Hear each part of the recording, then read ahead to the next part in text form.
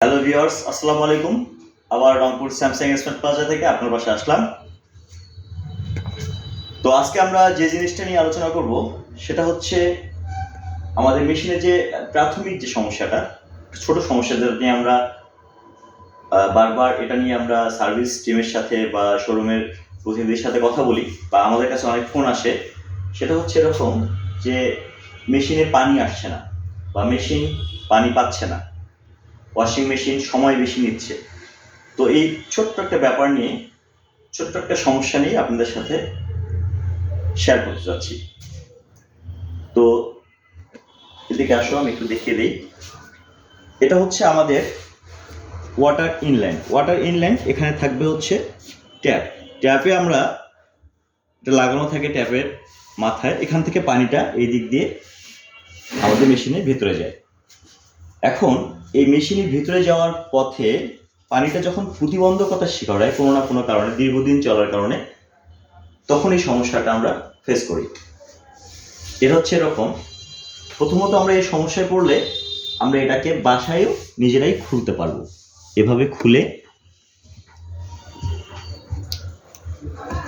এর ভিতরে একটা ছোট্ট পানির ছাঁকনি দেওয়া আছে, ওটা পাইপের সাথে লাগাই থাকবে, ওটা খুলতে হবে না, খুলতে হবে এটা। আমরা দেখব যে এরকম এত স্বচ্ছ পরিষ্কার এই জিনিসটা এতটা পরিষ্কার থাকবে না।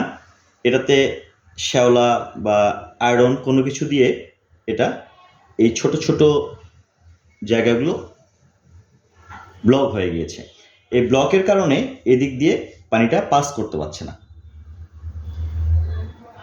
আমরা এটা বের করব, বের করে যেটা করব ব্রাশ দিয়ে বা ওরকম কিছু দিয়ে এটাকে পরিষ্কার করে নেব। দুপাশ ধরে আমরা পরিষ্কার করে নিয়ে এখানে ভিতরে দেখবেন এই যে এই জায়গায় আরেকটি ছাঁকনি দেওয়া আছে। এই ছাঁকনিতেও অনেক সময় ময়লা জমে যায়, এ কারণেও পানি পাস হতে পারে না, প্রতিবন্ধকতা এখান থেকেও হতে পারে। তো আমরা এটা ভালো করে পরিষ্কার করে নিয়ে যদি আবার এটা এভাবে, খুব সিম্পল একটা এভাবে আবার সেট করে দেব। সেট করে দেওয়ার পর ঠিক এমনিভাবে এখানে যেটা লাগানো ছিল সেটা আবার সেট করে দিয়ে মেশিন চালু করার পরে দেখব যে মেশিন অটোমেটিকলি আবার পূর্বের মতো কাজ করছে। এটা আমরা বুঝবো কিভাবে? আসেন এটা নিয়ে কথা বলি। কিভাবে বুঝবো যে পানি কম পাচ্ছে বা এটাতে ময়লা হতে পারে বা এটা জাম হয়ে গেছে, প্রতিবন্ধকতা সৃষ্টি হয়েছে, এটা কিভাবে বুঝবো? দেখবো যে আমাদের টাইম নিয়েছে অনেক বেশি, প্রথম দিকে যে টাইমটা নিয়েছিল তার চেয়েও বেশি টাইম নিচ্ছে মেশিন পানি নিতে, এটা একটা বুঝতে পারবো। দ্বিতীয়ত একটা হচ্ছে যে এখানে 4C একটা 4C একটা লেখা আসবে, যে লেখা থেকে বুঝতে পারবো যে পানি নিচ্ছে না বা পানি পাচ্ছে না মেশিন। সেক্ষেত্রে আমরা এটা এখান থেকে ফাইন্ড আউট করবো যে পানি রিলেটেড প্রবলেম বা পানি ডিসপার্স প্রবলেম নিয়ে সমস্যাটা হচ্ছে। তো ভিউয়ার্স, আমরা যেটা জানলাম আজকে যে আমরা অযথা এই ছোট্ট ব্যাপারটি নিয়ে বেশি টেনশন করবো না বা বেশি বড় ধরনের সমস্যা বোধ করবো না। এটা একটি সিম্পল, একদম সহজ একটা পদ্ধতি, যে পদ্ধতি শেখালাম। এরপরেও যদি কোনো প্রবলেম হয়, এটা পরিষ্কার করার পরেও যদি আমরা দেখি যে না এটা কাজ করছে না, তখন আমরা স্যামসাং সার্ভিস টিমের শরণাপন্ন হব। আমাদের স্যামসাং হেল্পলাইন নাম্বার আছে, ওখানে কথা বলবো। আমাদের ওয়ারেন্টি কার্ড, আমাদের মেমো এগুলো সাথে রাখবো।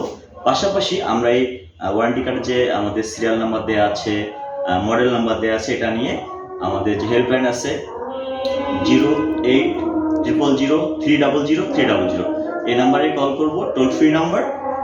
কথা বললে তখন সার্ভিস টিমের পক্ষ থেকে আমাদের সাথে কেউ কথা বলবে এবং আমাদের যেভাবে সেবাটি পাবো এই সেবাটি দেওয়ার জন্য তারা আমাদের সাথে কোনো সার্ভিস টিমের মেম্বারকে অ্যাসাইন করে দেবে, তখন তারা এসে আমাদেরকে সার্ভিস দেবে। খুব সিম্পল একটা ব্যাপার। এবং মনে রাখবেন এই হেল্পলাইন নাম্বারটি যেটা বললাম সেটা হচ্ছে সম্পূর্ণ টোল ফ্রি নাম্বার। তো ভিউয়ার্স, আজকে এ পর্যন্তই। ভালো থাকবেন, আবার দেখা হবে কোনো বিষয় নিয়ে। আসসালামু আলাইকুম।